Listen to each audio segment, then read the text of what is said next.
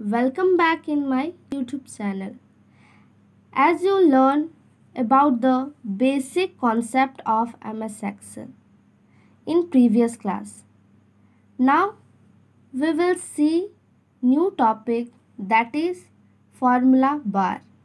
What is formula bar?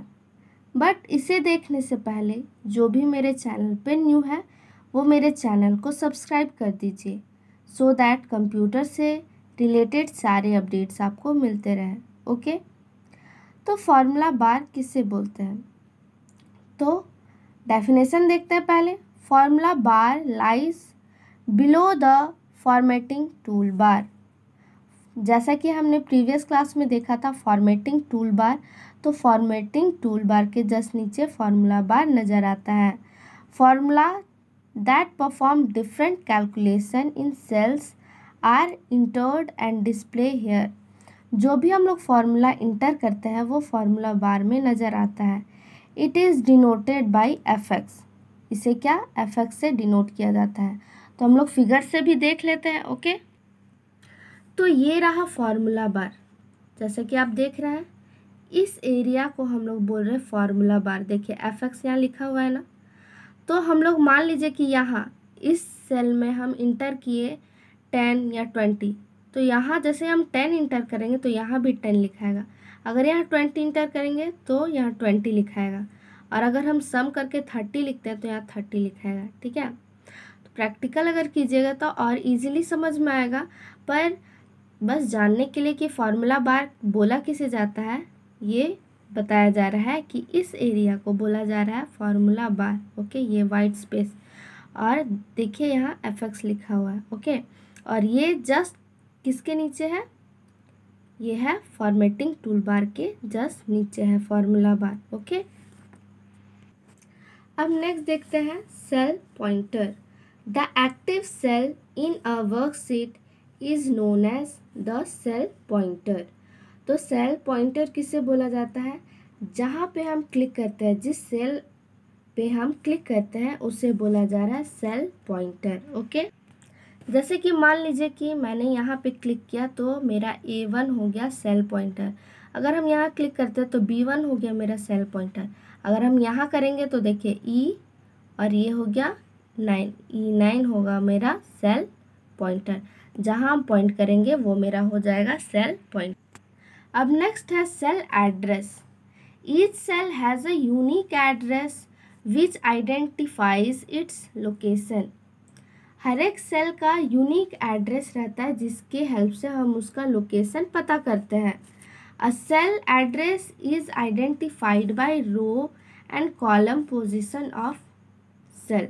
ठीक है, तो हम लोग क्या करते हैं, तो सेल एड्रेस हम कैसे पता करते हैं?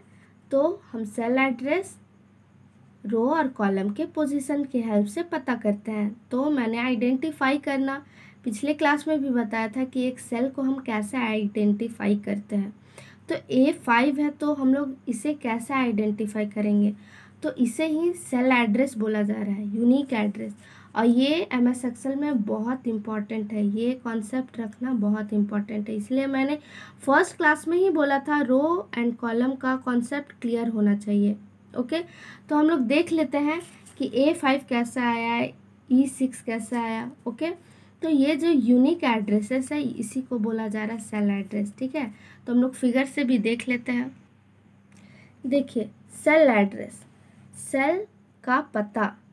सेल किसे बोलते हैं? एक बॉक्स को। तो इसका पता कैसे लगाया जाए? मान लीजिए हम यहाँ रखे हैं तो सबसे पहले कॉलम देखते हैं। सबसे पहले कॉलम आता है, ठीक है, ध्यान देना है, E, ठीक है, और हम सीधे जाते हैं तो 3, इंटरसेक्शन ऑफ कॉलम एंड रो, जहाँ उसका बिंदु मिला, पॉइंट मिला, तो उसे बोला जा रहा है उसका सेल एड्रेस। तो इसका हो गया क्या? AE3। ओके, अगर मान लीजिए कि हम इसका देखते हैं तो इसका होगा H, और इधर चले जाए तो 17, H17 होगा सेल एड्रेस। तो इसी तरह सबका एक यूनिक एड्रेस है, तो यूनिक एड्रेस को ही क्या बोला जाता है? Cell address. ठीक है, जो कि कैसे फॉर्म होता है? With the help of rows and column. Row और कॉलम के पोजीशन के हेल्प से वो फॉर्म होता है एक यूनिक एड्रेस। अब हम लोग नेक्स्ट देखते हैं name box. It lies beside the formula bar, it contains the address of the current cell और एक्टिव सेल। क्या होता है कि ये जस्ट बगल में, किसके बगल में नज़र आता है, फॉर्मूला बार के बगल में नज़र आता है, और जो भी एक्टिव सेल रहता है उसका नाम दिखाता है उसमें।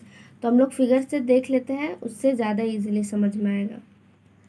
तो ये रहा नेम बॉक्स, देखिए जस्ट बगल में है, ठीक है। फॉर्मूला बार हम ये बोले इसे, तो उसके जस्ट बगल में है नेम बॉक्स। तो देखिए हम पॉइंट कहाँ किया है, A1 में, इसलिए यहाँ A1 दिखा रहा है।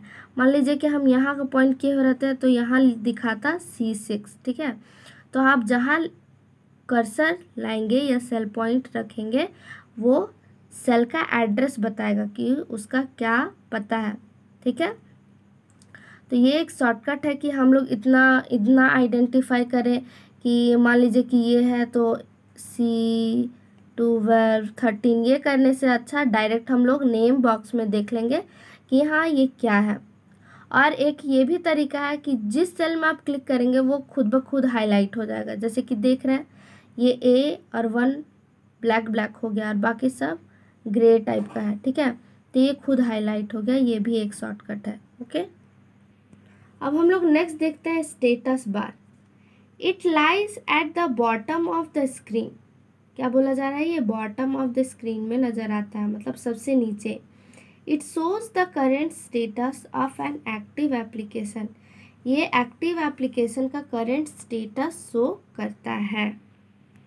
तो ये ज़्यादा इम्पॉर्टेंट नहीं है, बस वही याद रखना है कि सबसे ये बॉटम में नज़र आता है, सबसे नीचे, okay.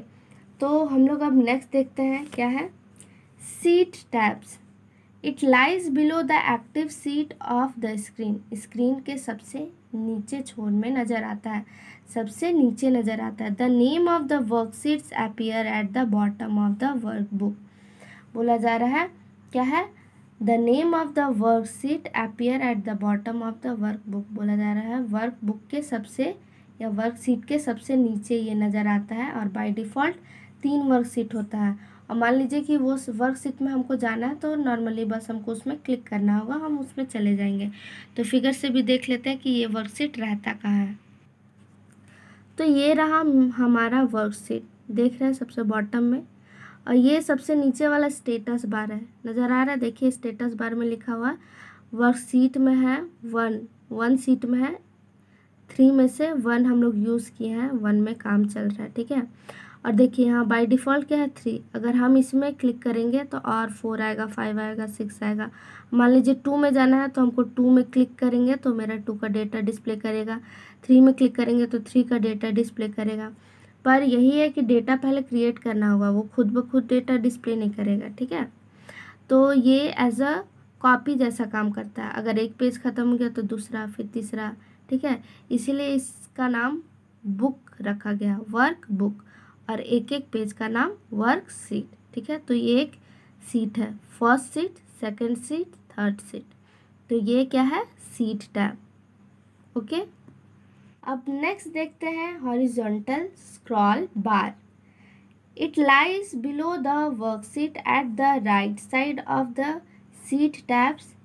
It helps to view the worksheet from right to left and vice versa. Horizontal scroll bar या वर्टिकल स्क्रॉल बार, यह हमारे फ़ोन में भी अवेलेबल रहता है, MS एक्सेल के सीट में भी अवेलेबल रहता है, जिसके हेल्प से हम लोग क्या करते हैं कि हम लोग लेफ़्ट टू राइट या राइट टू लेफ़्ट हम लोग अपना डेटा को स्क्रॉल करके देख सकते हैं या मूव कर सकते हैं, ठीक है। और वर्टिकल स्क्रॉल बार में क्या है कि हम लोग टॉप टू बॉटम, ठीक है, टॉप टू बॉटम हम लोग विजिट कर सकते हैं, अपना डेटा देख सकते हैं, ठीक है। और ये कहाँ नज़र आता है, lies towards the right side of the worksheet. क्या है, राइट साइड में हमें नज़र आता है। तो फिगर के हेल्प से ये भी देख लेते हैं हम। तो ये रहा हमारा हॉरिजॉन्टल स्क्रॉल बार।